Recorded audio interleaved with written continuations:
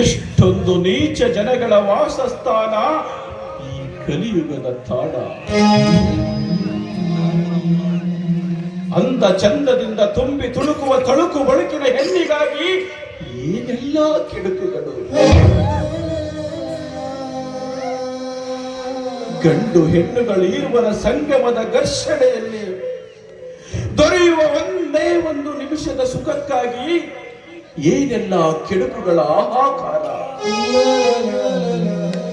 ಎಲ್ಲಿಲ್ಲದ ಕಾತುರ.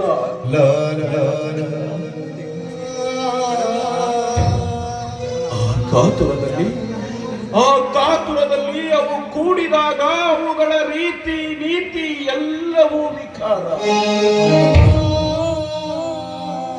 ಅದಕ್ಕೆ ಕಾರಣ ಕ್ರೂರ ಕಾಮ. ಕಣ್ಣೇ ಇಲ್ಲದ ಕಾಮಕ್ಕಿಲ್ಲ ಸದಾಚಾರ. ಅಂತೆಯೇ ದಿನ ದಿನಕ್ಕೂ ಹೆಚ್ಚುತ್ತಿದೆ ಈ ಜಗದಲ್ಲಿ ದುರಾಚಾರ.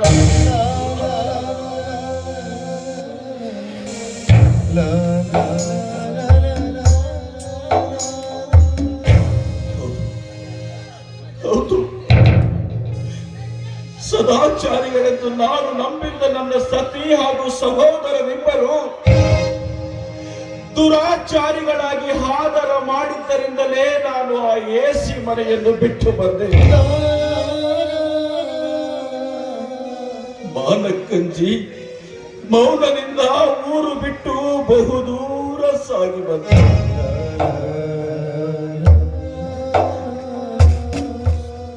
ಕಿಸುಕುಳ, ಕೀವು ನೆತ್ತರ, ಹೊಸೆದು ತುಂಬಿದ ಮಲಮೂತ್ರ, ರಂಜನ ಮುಸುಕಿದ ಮಾಂಸ ಅಸ್ತಿವಾಸವಾದ ತೊಗಲಿನ ಹೊದಿಕೆಯ ಚಂದಾದ ಹೆಣ್ಣಿನ ಪೊಳ್ಳು ಶರೀರ ನಂಬಿ ಪಶುಪತಿ ನಿಮ್ಮ ಮರೆತು ನಾ ಕೆಟ್ಟದಯ್ಯ ಎಂದು ಕಂಗಾಲಾಗಿ ಕೂಗಿದ ಅಖಂಡ ಮೂರ್ತಿ ಮಾತಿಗೊಲಿದು ನಾ ಬಂದೆ.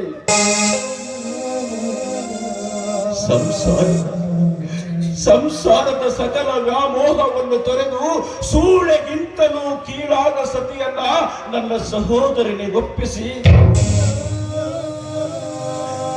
ಸ್ವಾಮಿ ಅಖಂಡೇಶ್ವರನ ಪಾದ ಸೇರಲು ಓಡೋಡಿ ಬಂದೆ. ನನ್ನನ್ನು ಕರೆದುಕೋ ತಂದೆ, ನನ್ನನ್ನು ಕರೆದುಕೋ ತಂದೆ.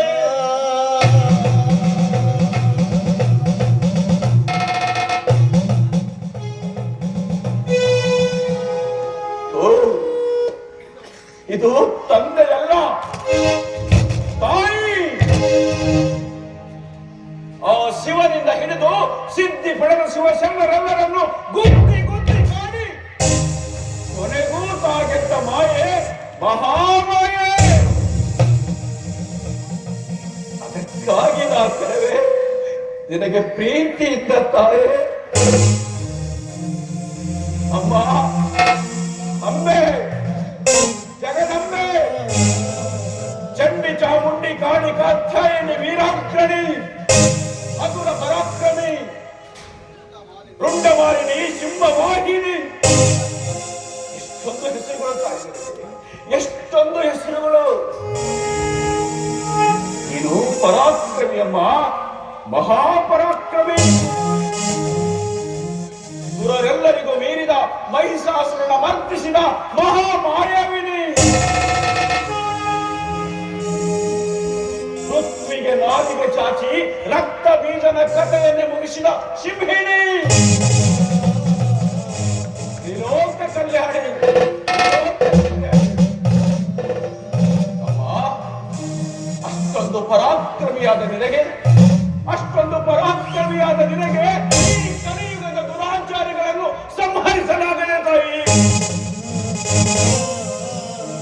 ಮೀರಿದ ಅಸುರರ ಮುನ್ನ ಚೆಂಡಾಡಿದ ನಿನಗೆ ಈ ಕಲಿಯುಗದ ಮಾನವರು ಮೀರಿದರೆ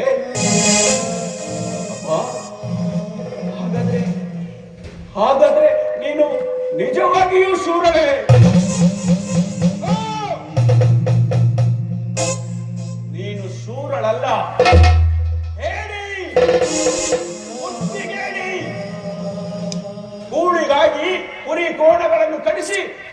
ಕಾಣದೆ ಕುಳಿತಿರುವ ಕೂಳುಗಾಡಿ, ಕರ್ಮ ಚಾಂಡಾಲಿನಿ, ಸತ್ಯ ಸಲುಹಿ ಅಸತ್ಯವನ್ನು ಅಳಿಸುವ ಯೋಗ್ಯತೆ ಇಲ್ಲದೆ ಕಣ್ಣು ಮುಚ್ಚಿ ಕುಳಿತಿರುವ ಸಣ್ಣ ಕುಲದ ಹೆಣ್ಣು ನೀನು. ನಿನಗೇಕೆ ಬೇಕು ಇಷ್ಟೆಲ್ಲ ವೀರಾವೇಶದ ಹೆಸರುಗಳು? ನಾಚಿಕೆ ಬಿಟ್ಟವಳೆ.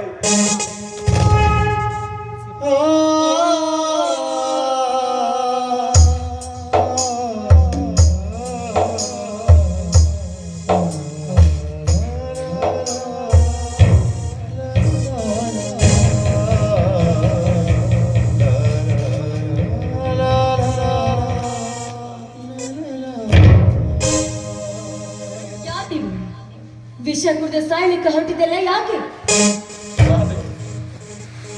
ನಾನು ಅಂದ್ರಿ? ನಾನು ಎನ್ನುವುದು ಅಹಂಕಾರ, ನನ್ನದು ಎನ್ನುವುದು ಮಮಕಾರ, ನನಗಾಗಿಯೇ ಇದ್ದಿದ್ದೆಂಬ ಭ್ರಮೆ. ಆ ಭ್ರಮೆಯಲ್ಲಿ 3 ದಿನದ ಸಂತೆ ಮಾಡುವಾಗ ನಾನು, ನನ್ನದು, ನನಗಾಗಿಯೇ ಇದ್ದಿದ್ದೆಂಬುದು ಎಲ್ಲವೂ ಸುಳ್ಳೆಂದು ಗೊತ್ತಾಗಿ ಈ ಭವ ಬಂಧನವನ್ನು ಬಿಡಿಸಿಕೊಂಡು ನಾನಲ್ಲ ತಂದೆ ನೀನೇ ಎಂದು ನನ್ನ ಅಹಂಕಾರವನ್ನು ಅರ್ಪಿಸಲು ಓಂಕಾರನನ್ನು ಹುಡುಕುತ್ತಾ ಹೊರಟ ಪಾಮರ ನಾನು. ಯಾಕೆ ನೀವು ಈ ರೀತಿ ಹುಚ್ಚರಿದ್ದ ಮಾತನಾಡ್ತಾ ಇದ್ದೀರಾ?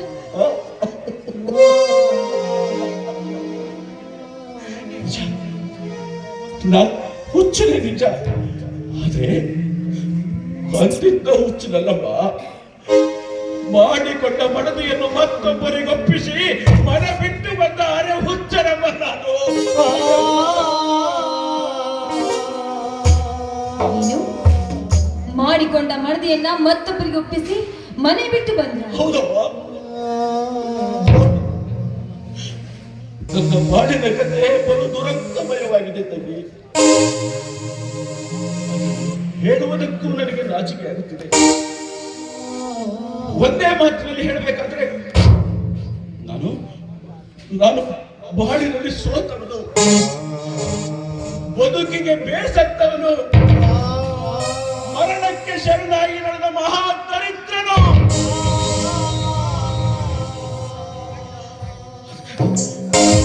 ಅದಕ್ಕಾಗಿ ನಾನು ಸಾಯಲೇಬೇಕು.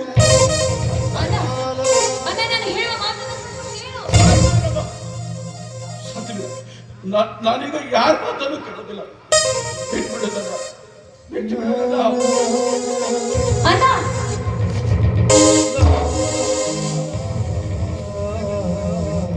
ನೋಡಲು ಸುಶಿಕ್ಷಿತನಂತೆ ಕಾಣ್ತಾ ಇದೆಯಾ, ಮಾತಾಡಲು ಮಹಾ ಮೇಧಾವಿಯಂತೆ ಮಾತನಾಡ್ತಾ ಇದೆಯಾ, ಆದ್ರೆ ಈ ರೀತಿ ಆತ್ಮಹತ್ಯೆ ಮಾಡಿಕೊಳ್ಳಲು ನಾಚಿಕೆ ಆಗುವುದಿಲ್ಲವೇನು?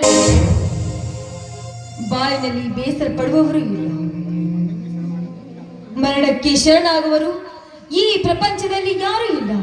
ಅಂಥದ್ರಲ್ಲಿ ನೀವು ಗಂಡೆಂಬ ಬಿಗುಮಾನಕ್ಕೆ ಒಂದು ಬೆಲೆ ಕೊಡದೆ ನಿಮ್ಮಂತ ಗಂಡಸರಿಗೆ ಸಾಕಷ್ಟು ಜನ ತಲೆಬಾಗಿ ನಿಲ್ಲುವ ಈ ಸಮಾಜದಲ್ಲಿ ನಿಮ್ಮ ಬಾಳಿನ ದಾರಿಯಲ್ಲಿ ವ್ಯರ್ಥ ದಾರಿಯನ್ನು ತುಳಿದು ಈ ರೀತಿ ಆತ್ಮಹತ್ಯೆ ಮಾಡಿಕೊಳ್ಳಲು ಸಿದ್ಧನಾಗಿ ನಿಂತಿದ್ರಲ್ಲ, ನೀವು ನಿಜವಾಗ್ಲೂ ಗಂಡಸ್ರೇನ್ರಿ? ಯಾರ ತಾಯಿ ನೀನು? ನನ್ನನ್ನು ಅದೆಷ್ಟು ಅಪಮಾನಗೊಳಿಸಿ ಮಾತನಾಡ್ತಿದೆಯಲ್ಲ ನೀನು. ನಿಮ್ಮಂತ ಗಂಡಸರು ಕೂಗಿದ್ರೆ ತಲೆ ಬಾಗುವ ಹೆಣ್ಣು ನಾನು. ಮೀಸೆ ಹೊತ್ತವರೆಲ್ಲ ಗಂಡಸರಲ್ಲ, ಮಕ್ಕಳನ್ನ ಹಡೆದು ಮನೆ ಹಾಲು ಕುಡಿಸುವವರೆಲ್ಲ ಹೆಂಗಸರಲ್ಲ. ಆದ್ರೆ ಹುಟ್ಟು ಸಾವುಗಳ ಮಧ್ಯೆ ಆ ದೇವರು ಬೀಸುವ ಸಹಸ್ರ ಜಾಲದಿಂದ ತಪ್ಪಿಸಿಕೊಂಡು ಎಂತ ಸಮಸ್ಯೆಗಳು ಬಂದ್ರು, ಎಂತ ಕಷ್ಟಗಳು ಬಂದ್ರು ಕೂಡ ಧೈರ್ಯವಾಗಿ ನಿಂತು ಗುರಿ ಮುಟ್ಟಬೇಕು. ಅಲ್ಲಿವರೆಗೂ ಬದುಕಿ ತೋರಿಸಬೇಕು ಅಲ್ಲ, ಅಲ್ಲಿವರೆಗೂ ನಿಮ್ಮ ಜೀವನವನ್ನ ಸಾರ್ಥಕಗೊಳಿಸಬೇಕು ಅಂದ್ರೆ ನೀವು ಈ ಜೀವನದಲ್ಲಿ ಜೀವಿಸಿ ಗೆದ್ದು ತೋರಿಸಬೇಕು.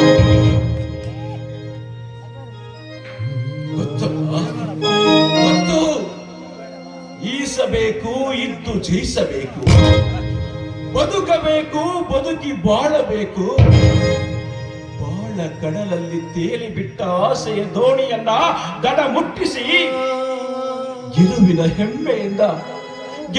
ಹೆಮ್ಮೆಯಿಂದ ಕುಲುಕುಲು ನಗುತ್ತಾ ಆ ಭಗವಂತನ ಕರೆ ಬಂದಾಗ ಸಂಭ್ರಮದಿ ತೇರನೇರಿ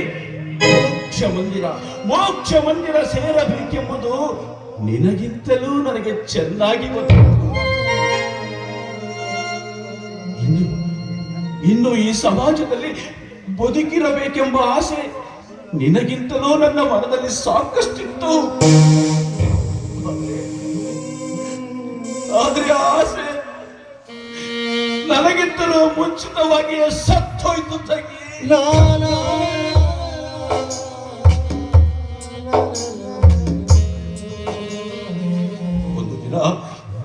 ಒಂದು ದಿನ ನಿರ್ಗತಿಕ ಹೆಣ್ಣೊಂದು ಮರಣವೆಂಬ ಮರದ ಕೊಂಬೆಗೆ ಹರಣನಿಂದಲೂ ಸಿದ್ಧವಾಗಿತ್ತು.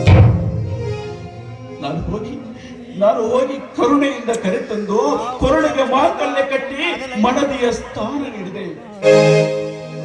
ಮಡದಿಯಲ್ಲ ಮಗಳೆಂದು ಭಾವಿಸಿ ಅತಿ ಮುತ್ತಿನಿಂದ ಜೋಪಾನ ಮಾಡಿದೆ. ಆದ್ರೆ ಆ ಋಣಗೇಡಿ ಹೆಣ್ಣು ನನ್ನ ಪ್ರೀತಿಯನ್ನು ಹೊತ್ತು ನನ್ನ ಒಡ ಹುಟ್ಟಿದವನೊಂದಿಗೆ ಕದ್ದು ಕಾಮ ಕ್ರೀಡೆಯಾಡಿತು.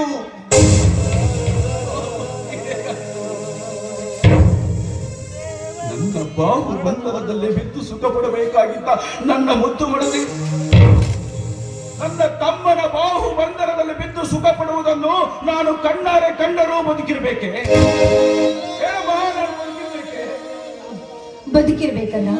ಬದುಕಿರ್ಬೇಕು. ಯಾರಿಗಾಗಿ ಬದುಕಬೇಕು? ಯಾತಕ್ಕಾಗಿ ಬದುಕಬೇಕು? ಹೇಗೆ ಬದುಕಬೇಕು? ಬಾರಿಗಾಗಿ ಬದುಕಬೇಕು ಅಣ್ಣ, ಬಾರಿಗಾಗಿ ಬದುಕಬೇಕು. ಕಾಲಿಗೆ ಮೆಟ್ಟುಗಳು ನೂರಾರು, ಆಳುವ ಗಂಡಸಿಗೆ ಹೆಂಗಸರು ನೂರಾರು. ಈ ಪದಕ್ಕೆ ಸಾಥ ಗಳಿಸೋದಕ್ಕಾಗಿ ನೀನು ಬದುಕಬೇಕು ಅಣ್ಣ.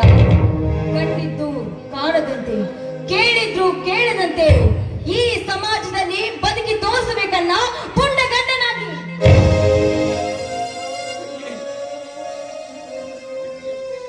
ಹೌದಣ್ಣ, ಅಷ್ಟೇ ಅಲ್ಲ, ನಿನ್ನ ಬಾಯಿನಲ್ಲಿ ಕತೆ ನಡೆದಿದ್ದು ಈ ಕೆಟ್ಟ ಕೃತಿಯು ಅಷ್ಟೇ ಅಲ್ಲಣ್ಣ.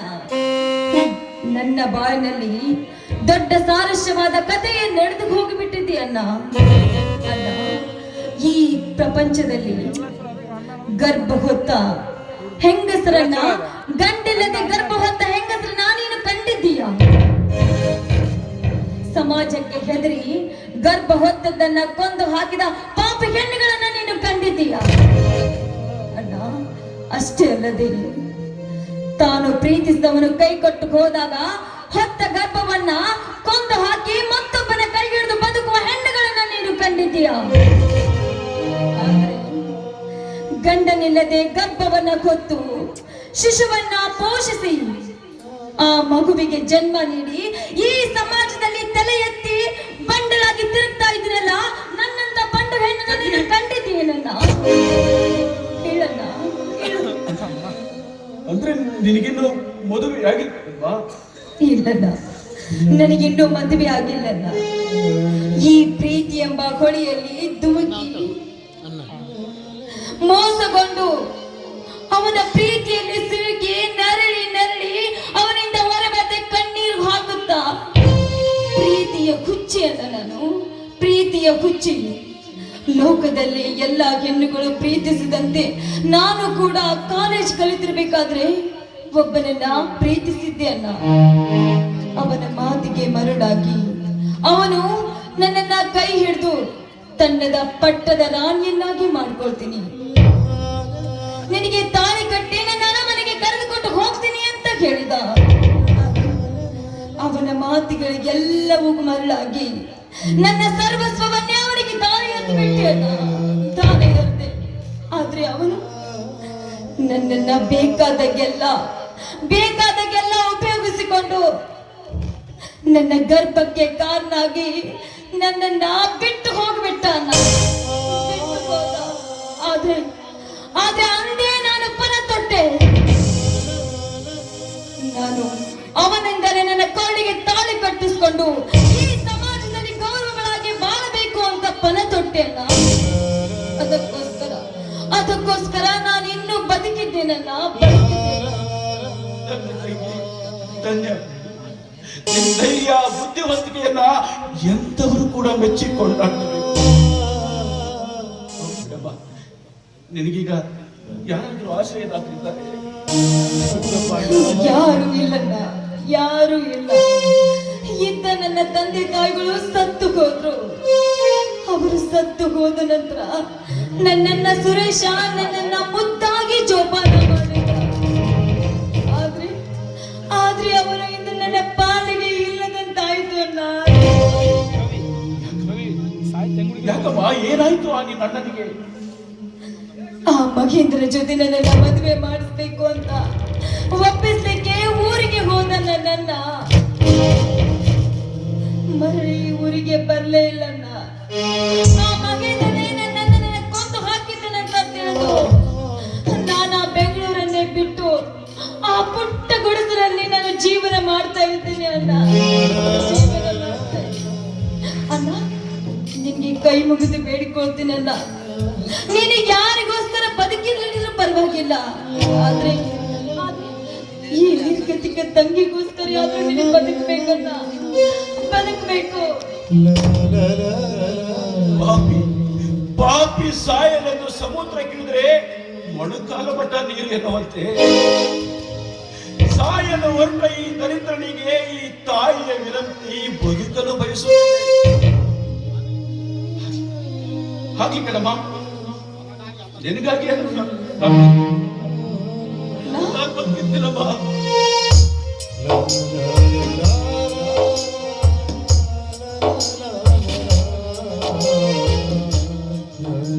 ತುಂಬಾ ಶಿವೆಯಾಗಿದೆ. ನಡೆಯಮ್ಮ.